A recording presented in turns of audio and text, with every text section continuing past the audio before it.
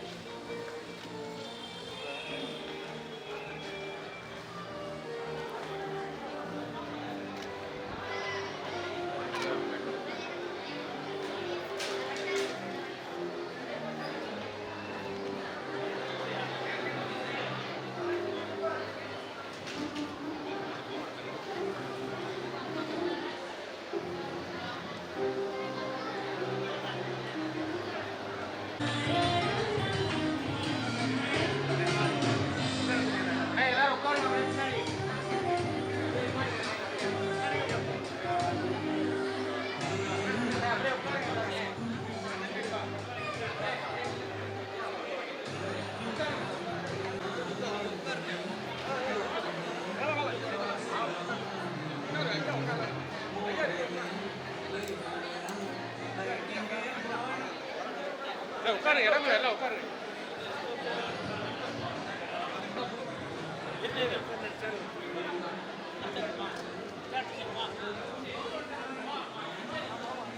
இதை மட்டும் எடுத்துட்டு வர சொல்றாரு.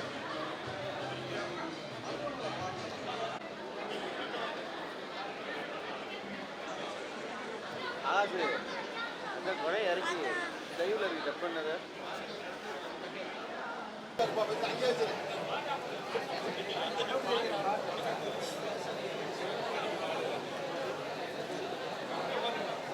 லைவ் கிட்ட மாட்டலையா? அங்கே இருக்கிறோம், அங்கே போட்டு வச்சிருக்கேன். தம்பி தம்பி உட்கார லைவ் போட்டுருக்கேன். லைவ் அங்கே போடுறது போட்டுருக்கேன். அங்கெல்லாம் செட் பண்ணியிருக்கு.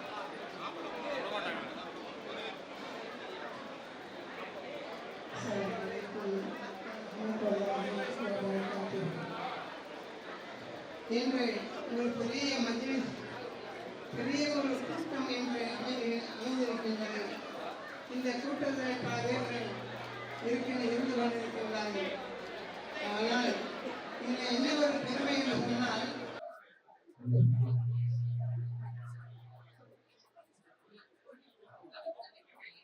அஸ்ஸலாமு அலைக்கும் வரஹ்மத்துல்லாஹி வபரகாத்துஹு.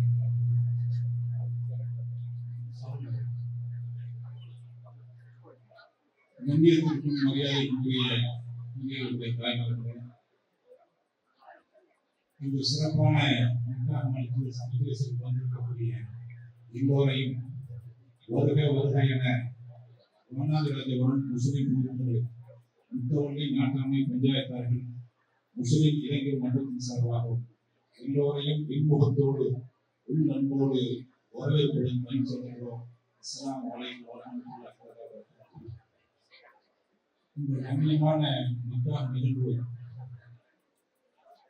மாப்பிள்ளையை பொறுத்தவரை எல்லோரிடத்திலும் அன்பாக படைக்கப்படுவது மட்டுமல்ல, எல்லோருடைய அன்பையும் பெற்றோர். எங்களிடத்தில் அரபியை கற்றுக் கொண்ட மாணவர்கள் கூட அவர் மிக திறமையானவர், நாம் உண்மை உடையவர், அதே நேரத்தில் எல்லோருக்கும் அன்பாக நடக்கக்கூடிய நல்ல பிள்ளை. அவருடைய இந்த நிக்காகளை நாம் கலந்து கொள்வதில் பெரும் மகிழ்ச்சி அடைகிறோம். வந்திருக்கக்கூடியவர்கள் எல்லாம் அவருக்காக வேண்டியும் மணமகளுக்காக வேண்டியும் அல்லாஹ்விடத்திலே பிரார்த்தனை செய்யுங்கள். அவருடைய வாழ்வு சிறப்பாகவும் நல்ல முறையில் இருக்க வேண்டும். நீண்ட ஆயுளோடு இந்த சமுதாயத்திற்காக வேண்டிய பல சேவைகளை அவர்கள் செய்ய வேண்டும் என்று நாம் வாழ்த்துவோம். அல்லாஹ் குர்ஆனிலே சொல்லும் பொழுது ரப்பனா ஆத்தினா ஃபித் துன்யா ஹஸனா வ ஃபில் ஆகிரத்தி ஹஸனா என்று சொல்கிறார். அதற்கு இப்னு அப்பாஸ் ரலியல்லாஹு அன்ஹு அவர்கள் விரிவுரை சொல்லும் பொழுது ரப்பனா ஆத்தினா ஃபித் துன்யா, யா அல்லாஹ், இந்த உலகத்திலும் ஹஸனா என்பதற்கு நல்லது, நன்மை என்ற பொருள். அந்த ஹஸனாவிற்கு அவர்கள் விளக்கம் எழுதும் பொழுது ரப்பனா, இறைவா, ஆத்தினா எங்களுக்கு கொடு, இந்த உலகத்திலே ஹஸனா நல்ல மனைவியை கொடு என்று விளக்கம் எழுதுகிறார்கள். வஃபில் ஆகிரத்தி ஹஸனா, மறுமையிலே எங்களுக்கு நல்லதை வெற்றியை கொடு, சுவர்க்கத்தை கொடு என்ற அர்த்தத்தை அவர்கள் சொல்லும் பொழுது, நாம் இந்த மணமகனுக்கு வாய்த்த ஒரு நல்ல மனைவி, இருவரும் உள்ளன்போடு ஒருவருக்கு ஒருவர் வெற்றி கொடுத்து குடும்பத்தின் ஒற்றுமையாக, அவருடைய வாழ்க்கையின் ஒற்றுமையாக நீண்ட ஆயுளோடு வாழ வேண்டும் என்று நாம் எல்லோரும் துஆ செய்வோம். அவர்களை வாழ்த்துவதற்காக வேண்டிய பணத்தில் வந்திருந்தாலும் இங்கே தெளிவாகவும் தூய்மையாகவும் உள்ளத்திலே எந்த ஒரு கசடும் இல்லாத வண்ணமாக வீரத்தோடு உண்மையாக சொல்லக்கூடிய ஒரு மாவீரர் சிங்கம் சீமானன் அவர்கள் இங்கே வந்திருக்கிறார்கள். அவர்கள் எல்லாம் இந்த நிக்காஹிலே கலந்து வாழ்த்துறை வழங்குவதற்காக வந்திருக்கிறார்கள். இந்த நிக்காஹ் முடிந்தவுடன் அவர்கள் சிறப்புரையாற்றுவார்கள். நாம் வாட்ஸ்அப்பிலே பார்த்திருக்கிறோம், டிவியிலே பார்த்திருக்கிறோம். இவர்கள் பேசக்கூடியதெல்லாம் எங்க பேசணும்னு ஆரம்பத்தில் நினைச்சவங்க ஒரு 10-15 வருஷத்துக்கு முன்னாடி நீங்க டிவியில இதெல்லாம் வரதை பார்த்துட்டு உண்மையிலே அப்படி முஸ்லீமுடைய தோற்றம் இருந்துச்சு. முஸ்லீம் தான் நினைச்சேன்.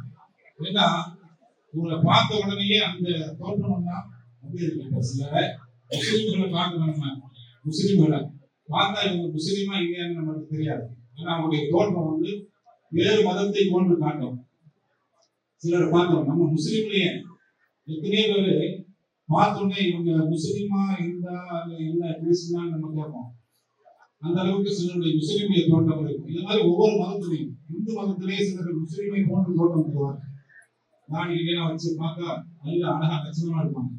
அதே போன்று நான் ஆரம்பத்தில் பார்த்தோன்னே அவங்களை முஸ்லீமோ இல்லாமன்னு நினைச்சேன். இந்த அளவுக்கு இவருடைய தோற்றம் தான், இவருடைய செயல்பாடுகள் எல்லாம் இருக்குது. இறைவனிடத்திலே நாம் பிரார்த்தனை செய்வோம். முஸ்லிம்களுக்காக வேண்டி இவர்களுடைய உயிர் உள்ளவரை ஆதரவோடும் அன்போடும் இவர்கள் இருக்க வேண்டும் என்று நல்ல வேண்டுகோளையும் இந்த சபையிலே விடுத்து நிர்வாகத்தில் எல்லாம் வந்துவிட்டார்கள். இன்ஷா அல்லாஹ் இப்போது நிக்காஹ் திருமணம் ஆரம்பிக்க இருக்கிறோம். எல்லோரும் அந்த நிக்காஹ் மஜ்லிஸில் அமைதி காத்து தருமாறு அன்போடு கேட்டுக் கொள்கிறோம். அஸ்ஸலாமு அலைக்கும் வரஹ்மத்துல்லாஹி தஆலா. பின்னாடி இருக்கிறவங்க அண்ணன் சீமான் அவர்களை பார்க்கணும்னு நிறைய பேர் வந்திருக்கிறாங்க. கொஞ்சம் அப்படி கொஞ்சம் தள்ளிங்க.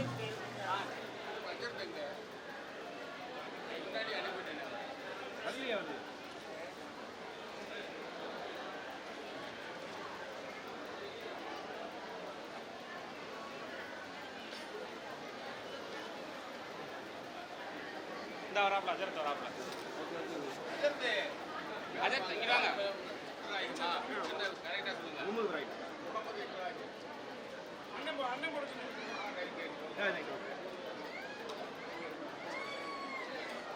போடுறோம்.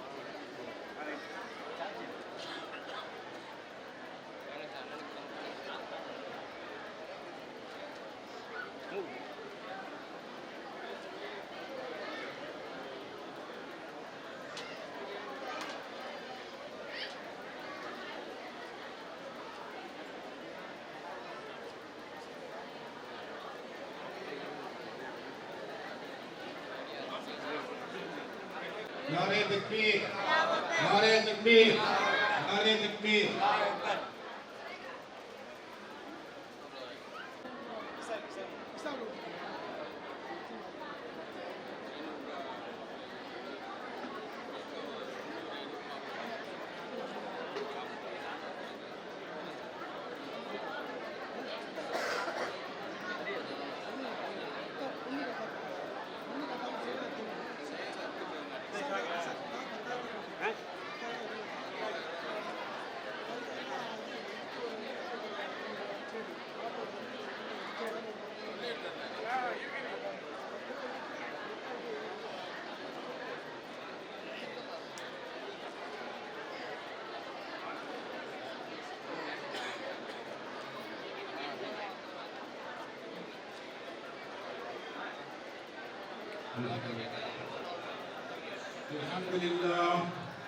الحمد لله نحمده ونستعينه ونستغفره ونؤمن به ونتوكل عليه ونعوذ بالله من شرور انفسنا ومن سيئات اعمالنا. من يهده الله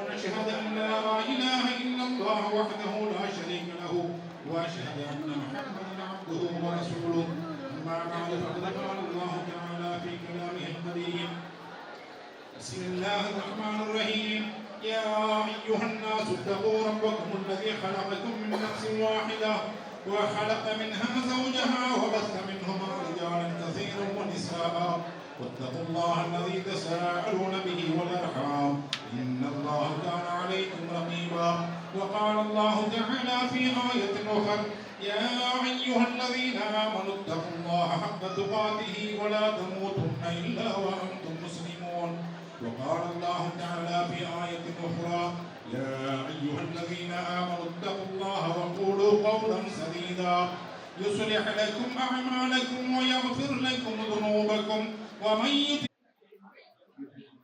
என்னுடைய மகள் அனீஸ் பாத்திமாவை அதிகாரிகளாம் மகனை பெற்றுக்கொண்டு முதல் சாட்சியாக அபீப் முகமதும் இரண்டாவது சாட்சியாக சிந்தமில் சீமான் அவர்களும் நான் வழியாக இருந்து வக்கீலாக இருந்து என்னுடைய மகன் அனீஸ் பாத்திமாவை உங்களுக்கு நான் நிக்கா செய்து கொடுத்து விட்டேன். ஏற்று கபூல் செய்து ஒப்புக்கொண்டு. 4 நிக்கா திருமண உடன்படிக்கை ஹிஜ்ரி 1447 வருடம் முஹர்ரம் மாதம் 3ஆம் பிறை ஆனி மாதம் 15ஆம் தேதி ஆங்கிலம் 2025 வருடம் ஜூன் மாதம் 29ஆம் தேதி ஞாயிற்றுக்கிழமை பகல் 11:40 மணியளவில் மயிலாடுதுறை மாவட்டம் குத்தால வட்டம் வானாதிராஜபுரம் டவுன் முஸ்லிம் தெருவில் குடியிருக்கும் ஹனஃபி மதுஹபைச் சேர்ந்த மூஜே நூர் முஹம்மது அவர்களுடைய மகன் நூர் ஷேக் அம்சத் அலி வயது 33 மகனுக்கும் சிவகங்கை மாவட்டம் காரைக்குடி வட்டம் அலியார்புரம் டவுன் மாரியம்மன் கோவில் தெற்கு புதுசந்தை கிழக்கில் குடியிருக்கும் ஹனஃபி மதுஹபைச் சேர்ந்த சையத் அப்துல் ரஹ்மான் அவர்களின் மகள் சே அனீஸ் பாத்திமா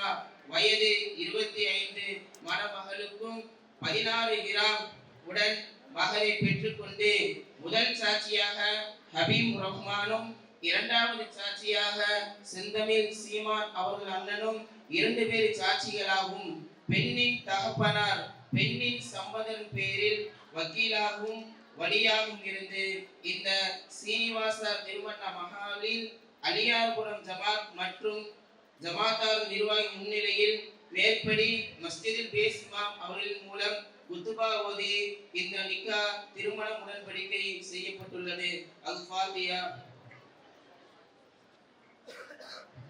அல்லாஹு மினஷ் ஷைத்தானிர் ரஜீம். பிஸ்மில்லாஹிர் ரஹ்மானிர் ரஹீம். அல்ஹம்துலில்லாஹி ரப்பில் ஆலமீன். அர்ரஹ்மானிர் ரஹீம். إياك نعبد وإياك نستعين علينا من لا يرحمنا برحمتك يا أرحم الراحمين. اللهم بارك لهما في الرفاع والبنين والبنات. اللهم بارك لهما في الرفاع والبنين والبنات. اللهم بارك لهما في الرفاع والبنين والبنات. اللهم ألف بينهما كما ألفت بين آدم وحواء على نبينا عليه الصلاة والسلام. اللهم ألف بينهما كما ألفت بين نوح وفارس على نبينا عليه الصلاة والسلام. اللهم ألف على نبينا عليه الصلاة والسلام. اللهم ألف بينهما كما ألفت بين موسى وصفورا على نبينا عليه الصلاة والسلام. اللهم ألف بينهما كما ألفت بين يوسف وزليخا على نبينا عليه الصلاة والسلام. اللهم ألف بينهما كما ألفت بين أيوب ورحمة على نبينا عليه الصلاة والسلام. اللهم ألف بينهما كما ألفت بين سليمان وبلقيس على نبينا عليه الصلاة والسلام. اللهم ألف بينهما كما ألفت بين نبينا محمد صلى الله عليه وسلم وخديجة الكبرى وعائشة صديقة رضي الله تعالى عنهما. اللهم ألف بينهما كما ألفت بين علي وفاطمة الزهراء رضي الله تعالى عنهما. اللهم ألف بينهما كما ألفت بين المؤمنين والمؤمنات والصادقين والصادقات والصابرين والصابرات والخاشعين والخاشعات والمتصدقين والمتصدقات والصائمين والصائمات والحافظين فروجهم والحافظات برحمتك يا أرحم الراحمين.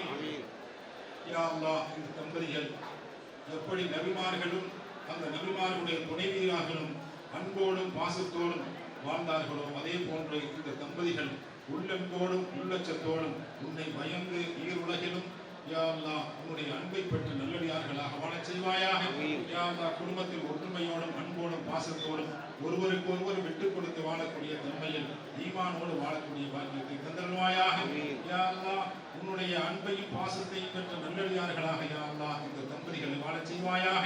யா அல்லாஹ், அதிகமான பொருள் பரக்கத்தை தந்தருள்வாயாக. யா அல்லாஹ், இந்த தம்பதிகளுக்கு உடல் நலத்தை தந்தருள்வாயாக.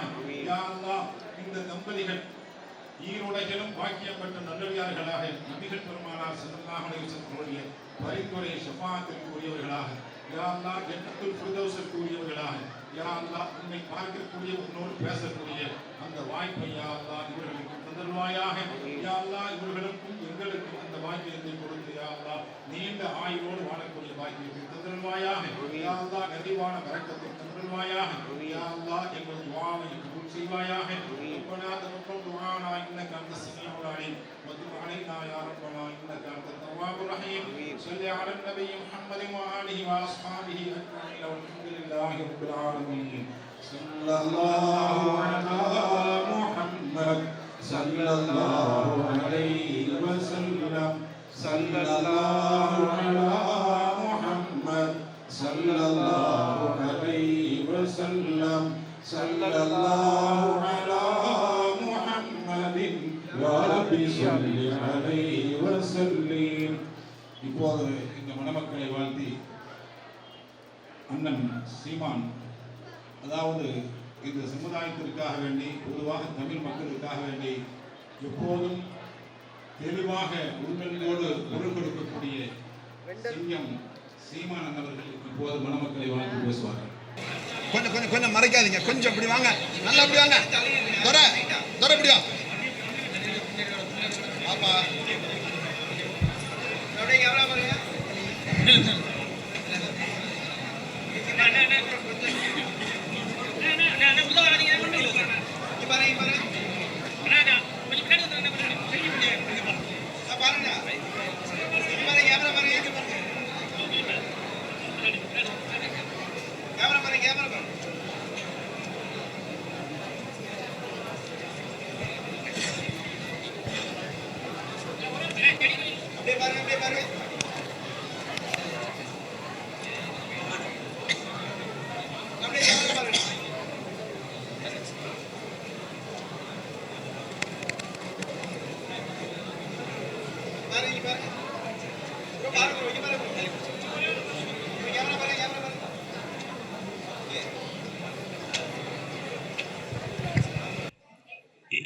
என்னுடைய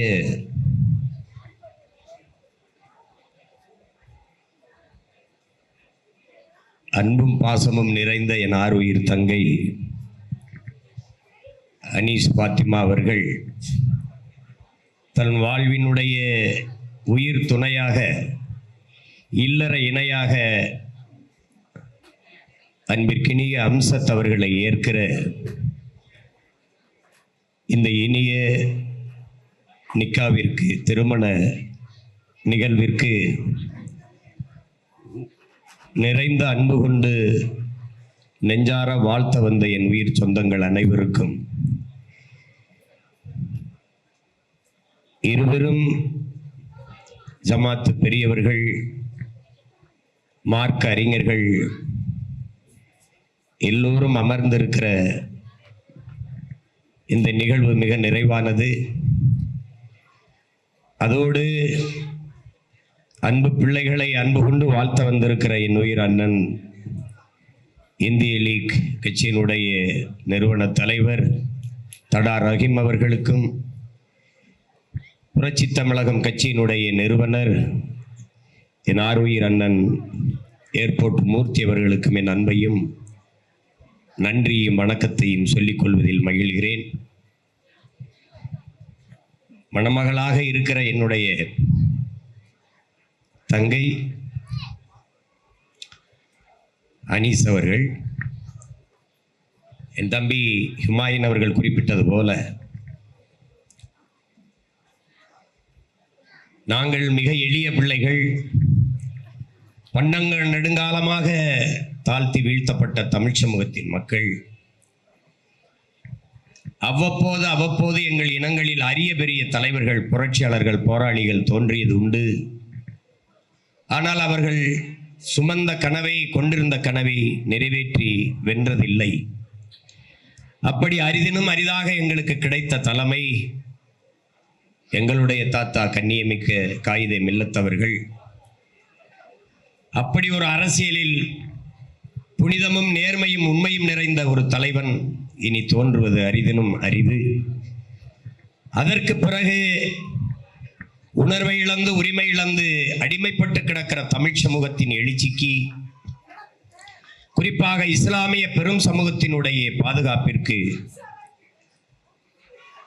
ஒரு பெரும் அரணாக ஒரு போராட்ட களத்தில் தோன்றிய புரட்சியாளன், அநீதியை கண்டு அச்சம் கொள்ளாமல் துணிந்து எதிர்ப்பவன் எவனோ அவனே உண்மையான ஜிகாத் என்று ஸல்லல்லாஹு அலைஹி வஸல்லம் நபிகள் நாயகம் அவர்கள் நமக்கு போதித்ததற்கேற்ப வந்த ஒரு புரட்சியாளன் தான் எங்கள் உயிர் அண்ணன் பழனி பாபா அவர்கள். நாங்கள் அந்த தாத்தா இஸ்மாயில் சாஹிப் காயிதே மில்லத் அவருடைய பேரனும் பேத்திகளும் புரட்சியாளர் பழனி பாபா அவர்களினுடைய வழித்தோன்றர்கள், பிள்ளைகள். அஞ்சுவதும் அடிபணிவதும் தமிழன் பரம்பரைக்கே கிடையாது என்கிறார் எங்கள் உயிர் தலைவன் மேதகுவே பிரபாகரன் அவர்கள். அந்த வழியிலே தொடர்ச்சியாக நான் என் இனப்படுகொலை நடந்து கொண்டிருந்த போது பேசி 1.5 ஆண்டுகள் சிறைப்படுத்தப்பட்டு வெளியிலே வரும்போது என்னை ஒரு பன்னாட்டு தீவிரவாதி போல, பயங்கரவாதி போல இந்த தமிழ் சமூக மக்கள் பார்க்கும்போது, இல்லை இல்லை, இவன் என் உடன் பிறந்தவன், என் மண்ணுக்கானவன், என் மக்களுக்கானவன், என் மொழி இனத்திற்கானவன், என் நிலத்திற்கானவன், வளத்திற்கானவன், அவன் எங்களவன், என் உயிர் அண்ணன் என்று என்னோடு வந்து உறவாக ஒட்டி கொண்ட மகள்தான் என் உயிர் தங்கை அனீஸ் பாத்திமா அவர்கள். இளம் வயதிலேயே அஞ்சாமல் அடிமை சமூகத்தின் உரிமைக்கு களத்தில் வந்த புரட்சி பெண் வீர பெரும்பாட்டியார் வேலுநாச்சியார் பிறந்து வளர்ந்து உளவிய மண்ணிலே அவள் பிறந்ததனால் அவளுடைய வீரப்பெரும் பேத்தியாக என்னுடைய தங்கை அனீஸ் அவர்கள்.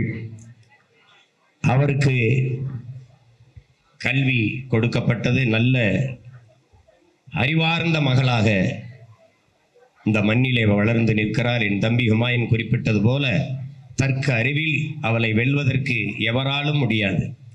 ஆக சிறந்த அறிவாற்றல் பெற்ற ஒரு மகளாக அவர் வளர்ந்து நிற்கிறார். இன்றைக்கு அவருடைய உயிர் இணையாக இருக்கிற என்னுடைய அம்சத் அவர்கள் இருவரும் ஈரோடு கிழக்கு தேர்தலில் களப்பணி செய்ய வந்தபோது ஒருவர் சந்தித்தால் இரு குடும்பங்கள் அந்த இதயங்களை இணைக்கவில்லை. ஏக இறைவன் அல்லாதான் அவர்களை ஆசீர்வதித்து வாழ்த்தி இணைத்தார். முதலில் அந்த செய்தியை என்னிடத்தில் சொன்னது என் உயிர் தங்கை அனீஸ் தான். நான் அவ்வளவு மகிழ்ச்சி அடைந்தேன். தம்பி அம்சத் அவர்கள் மிகுந்த ஆற்றலாளர். இங்கே பேசிய பெரியவர்கள் சொன்னார்கள், அவர் நல்ல நாவன்மை, பேச்சாற்றல் கொண்ட ஒரு இளைஞன், நல்ல தர்க்க அறிவு கொண்ட ஒரு இளைஞன், தமிழ் சமூக மேம்பாட்டிற்கு உயர்வுக்கு உழைக்க வேண்டும் என்ற துடிப்பு கொண்ட இளைஞன். இந்த இணையரை இணைத்து வைத்தது ஈடு இணையற்ற இறைவன் அல்லாஹ் அவர்கள்தான் என்பதில் எனக்கு அளப்பெரிய மகிழ்ச்சியும் நிறைவும் உண்டு. இங்கே பேசிய பெரியவர்கள் சொன்னார்கள், சீமானை பார்க்கும்போது நான் இஸ்லாமியர் என்று நினைத்தேன் என்று.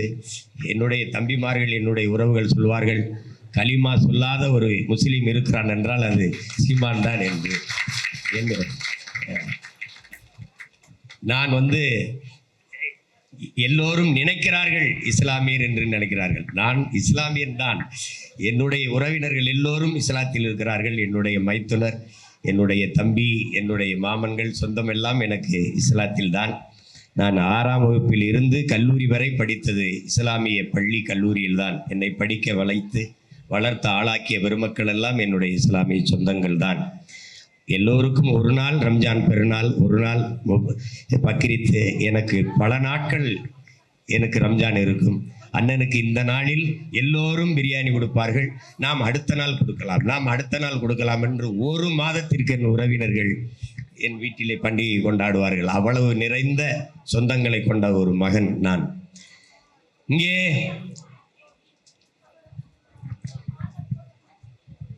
என் தம்பி ஹுமாயூன் அவர்கள் குறிப்பிட்டது போல அடிமை சமூகத்திற்கு இருக்கிற கடைசி கருவி அரசியல் விடுதலை தான். புரட்சியாளர் அண்ணல் அம்பேத்கர் அதைத்தான் நமக்கு கற்பிக்கிறார். அரசியல் வேண்டாம் என்று நாம் விலகி நிற்பது வானமே இல்லாத ஊரில் வாழப்போகிறேன் என்பதற்கு ஒப்பாகும். அரசியலில் வேண்டாம் என்பது மனித உடலில் இருந்து உயிரை பிரிப்பதும் மனித வாழ்வில் இருந்து அரசியல் பிரிப்பதும் இரண்டும் ஒன்றுதான். அரசியல் இல்லாமல் ஒன்றும் இல்லை. ஆனால் நாம் நமக்கான அரசியலை செய்யாததால் நாம் இன்றைக்கு இந்த நிலையில் நின்று கொண்டிருக்கிறோம்.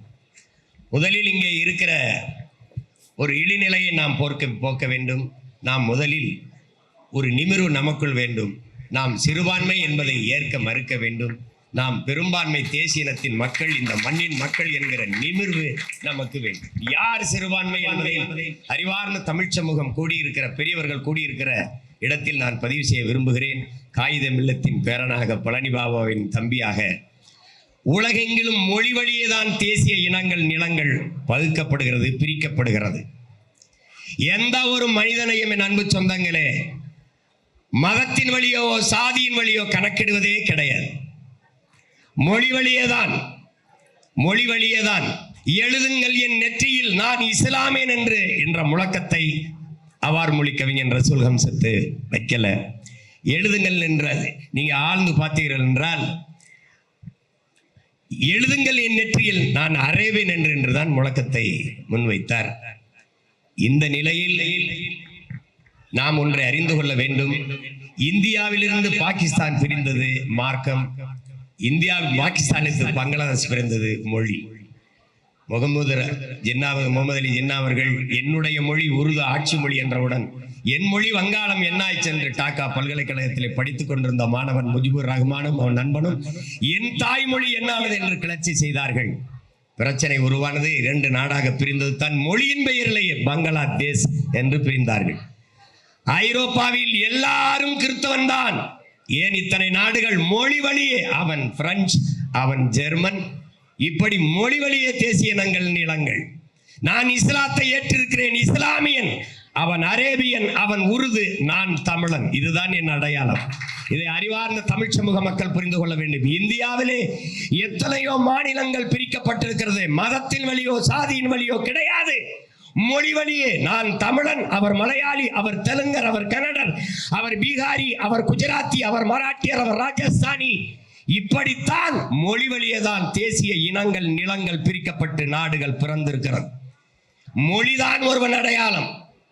அதை அறிவார்ந்த தமிழ் சமூக மக்கள் எண்ணிடும் நிலையை என் தம்பி தங்கைகள் புரிந்து கொள்ள வேண்டும். நான் தமிழன். எத்தனையோ ஆயிரக்கணக்கான மேடைகளில் என் உயிர் அண்ணன் பழனி பாபா முழங்கியிருக்கிறார், பேசவில்லை, முழங்கியிருக்கிறார்.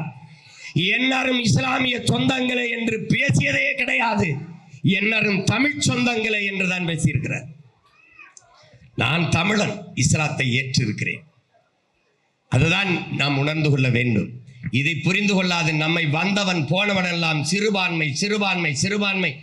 என்னிடத்திலே பெரியவர்கள் சொல்கிறார்கள் நமக்கு சில சலுகைகள் கிடைக்கிறது என்று. அறிவார்ந்த தமிழ் சமூக தம்பி தங்கைகளே, நமக்கு வேண்டியது சலுகை இல்லை, உரிமை என்பதில் நாம் உறுதியாக நிற்க வேண்டும். இது என் நாடு, இது என் நிலம், எனக்கு வேண்டியது என் உரிமை. அதில் நாம் தெளிவாக இருக்க வேண்டும். நம்மை சிறுபான்மை என்று சொல்பவன் யார்? யார்? நாம் எதை வைத்து சிறுபான்மை? நாம் இஸ்லாத்தை ஏற்றுக்கொண்டதால், கிறிஸ்தவத்தை ஏற்றுக்கொண்டதால் நாம் சிறுபான்மை. சரி, சிறுபான்மை. நீ என்னை சிறுபான்மை என்று சொல்கிறாய், அப்போ நீ பெரும்பான்மையா? ஆம், பெரும்பான்மை. எதை வைத்து பெரும்பான்மை? நீ இந்து மதத்தை ஏற்றிருப்பதாலையா? அப்படி என்றால் நீ இந்து, நாங்கள் சிறுபான்மை மக்களின் பாதுகாவலன் என்று சொல்வது எப்படி? நீ மதவாதத்திற்கு எதிராக, மதத்திற்கு எதிரானவன் என்று பேசுவது எப்படி? நீ எப்படி இந்துவாக உலகத்தில் எந்த நாட்டிலே மதத்தை வைத்து மானுடத்தை கணக்கிடுகிறான்? மொழியை வைத்துத்தான், இனத்தை வைத்துத்தான் மானுடனை கணக்கிடுவான். பிரான்சுக்கு போனால் நீ ஹூவாரியோ என்று கேட்டால் I am கிறிஸ்டியன் கிடையாது, I am பிரெஞ்சு அப்படிதான் கை குலுக்குவான். பிரிட்டனிலே எவனும் நான் பிரிட்டன் அல்ல, நான் கிறிஸ்தவன் என்று கை குலுக்க மாட்டான். I am இங்கிலீஷ் என்றுதான் கை குலுக்குவான். அதை போலதான் நான் தமிழன் என்றுதான் கை குலுக்குவேன். அதான் என் அடையாளம். நம்மை சிறுபான்மை என்று சொல்பவன் யார்? அவன் மொழி சிறுபான்மை. மொத்தமா 3000, 4000, 10,000, 2 லட்சம், 3 லட்சம் குடிகளை கொண்ட அவன் பெரும்பான்மை தேசினத்தின் மக்கள் நம்மை சிறுபான்மை சிறுபான்மை என்று அச்சுறுத்துகிறான். யாரு சிறுபான்மை? எதில் சிறுபான்மை? இதை ஏற்கக்கூடாது. என்னிலும் இளைய என் தம்பி தங்கைகளுக்கு இந்த திமிர், இந்த பெருமிதம் வர வேண்டும். நேற்று இந்துவாக இருந்தேன், நான் இன்று இஸ்லாத்தை ஏற்றிருக்கிறேன். உங்களுக்கு உதாரணம், என்னுடைய அப்பா இசை மேதை, இசை இறைவன் இளையராஜா இந்து மார்க்கத்தை, இந்து சமயத்தை ஏற்றிருக்கிறார் வைத்துக் கொள்வோம். என்னுடைய தம்பி யுவன் சங்கர் ராஜா இஸ்லாத்தை ஏற்றிருக்கிறான். அப்பா பெரும்பான்மை, மகன் சிறுபான்மை என்பதை இந்த அறிவார்ந்த சமூகம் ஏற்கிறதா?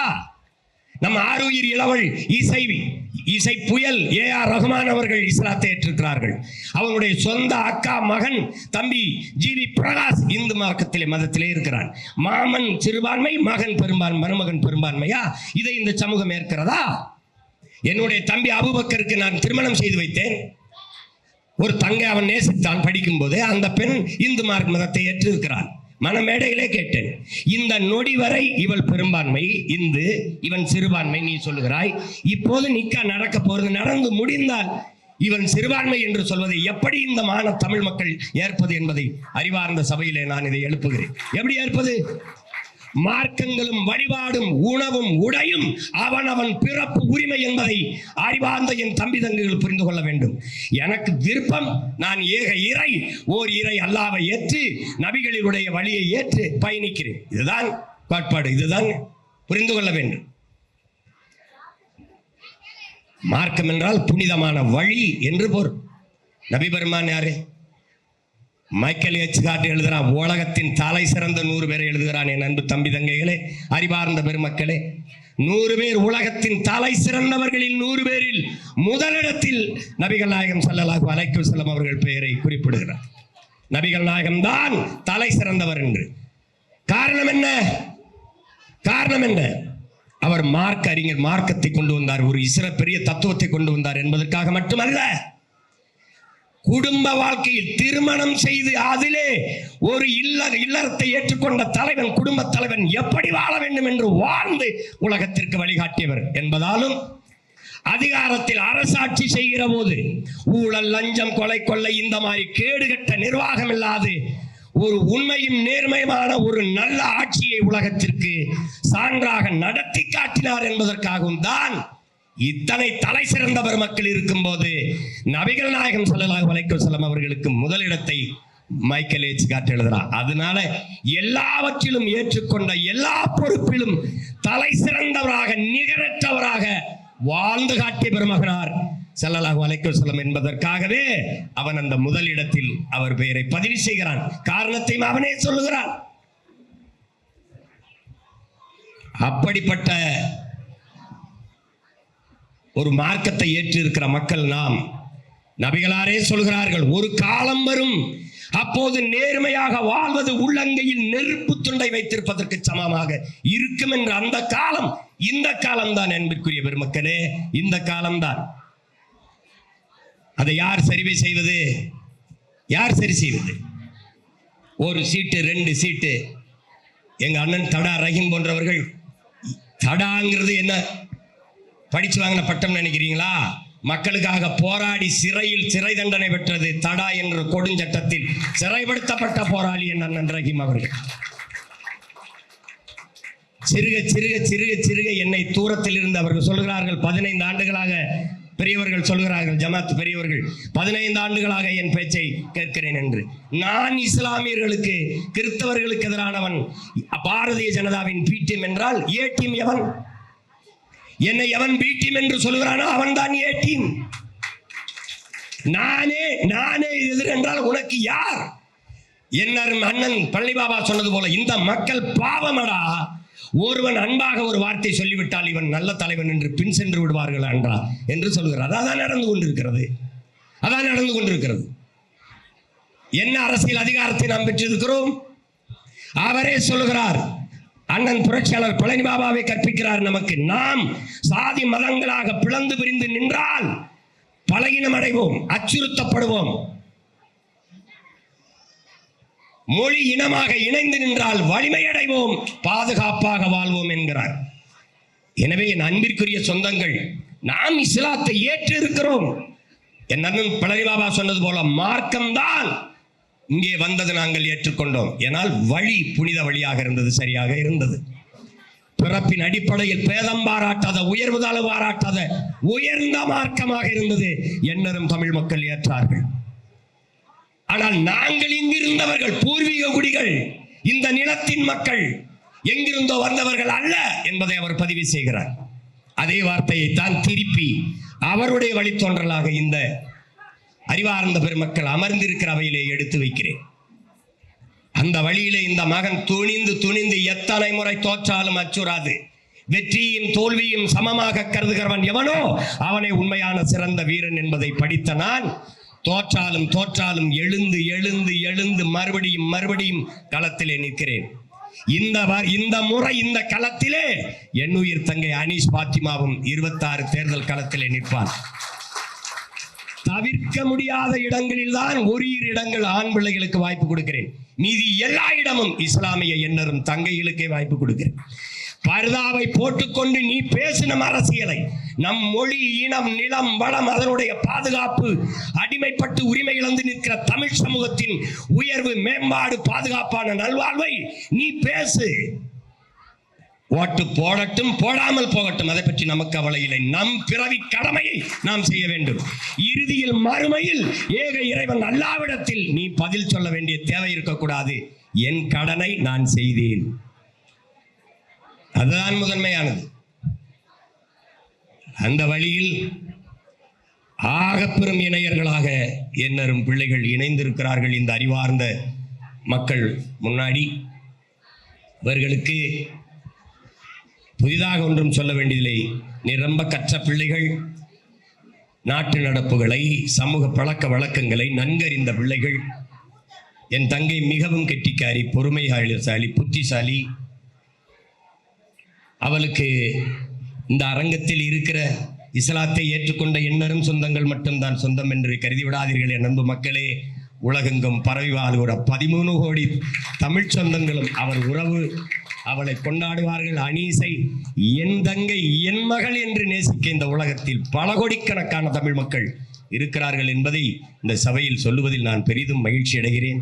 என் தங்கை அவள், என் தங்கை என்றால் என் தங்கை.